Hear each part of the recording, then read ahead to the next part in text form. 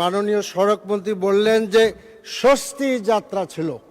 তখন আমার প্রশ্ন হলো যে আর কত লোক মারা গেলে তিনি অস্বস্তি বোধ করবেন? এবং মাননীয় স্পিকার, আরও কথা আছে। এবং এই যে দৌলতদিয়ায় এত মর্মান্তিকভাবে লোক মারা গেল, সেখানে সড়ক মন্ত্রী গেলেন না।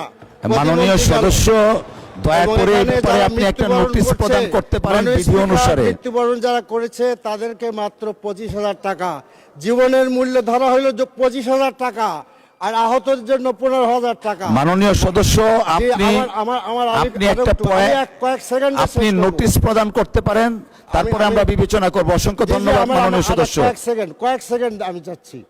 এখন আমার প্রশ্ন হলো যে এইরকম একটি কন্ট্রাক্টরি উনি বিবৃতি দিলেন, কারণ সড়ক মন্ত্রী কি এ ব্যাপারে, আমরা যে ওয়েস্টমিনিস্টার ফলো করি, ব্রিটেন হইলে তো তিনি পদত্যাগ করতেন। তিনি এরকম কোনো চিন্তা করবেন কিনা?